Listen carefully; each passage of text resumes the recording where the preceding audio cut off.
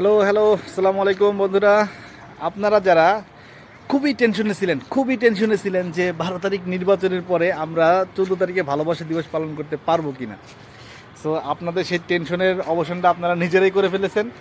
আপনারা আপনাদের পছন্দের প্রার্থীকে ভোট দিয়ে এখন বর্তমানে ক্ষমতায় নিয়ে এসেছেন, আর এই জন্য মানে আপনাদের যে টেনশনটা কিছু তো হলো কমছে।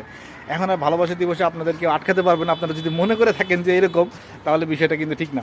ভালোবাসা দিবস আসলে এটা আমাদের ভালোবাসা পালন করা ঠিক না, কিন্তু হ্যাঁ, ভালোবাসাটা শুধু দিবস কেন থাকবে, ভালোবাসা থাকবে সবার জন্য সব সময়। একটা দিবসের উপর উদযাপন করে ভালোবাসা দিবস পালন করবো সেরকম না। আর আমরা যারা মানে এই তরুণ প্রজন্ম যারা আছি, এই ভালোবাসা দিবসে আমরা এমন কোনো কাজ করব না যেটা নিয়ে অন্য মানুষ আমাদেরকে নিয়ে ট্রোল করার চেষ্টা করবে, ট্রোল করবে।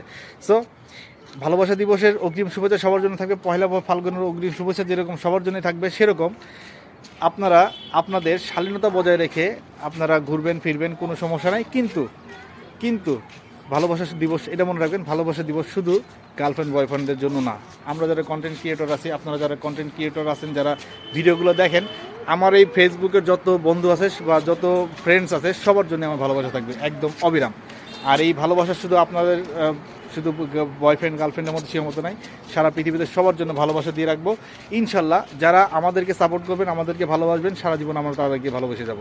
এটাই আমাদের ভালোবাসা দিবসের একমাত্র লক্ষ্য হওয়া উচিত, যে ভালোবাসা থাকবে সবার জন্য, সারা পৃথিবীর প্রত্যেকটা মানুষের জন্য ভালোবাসা থাকবে। ওকে, ভালোবাসা দিবসের অগ্রিম শুভেচ্ছা রইল, আর হলো পহেলা ফাল্গুনের শুভেচ্ছা।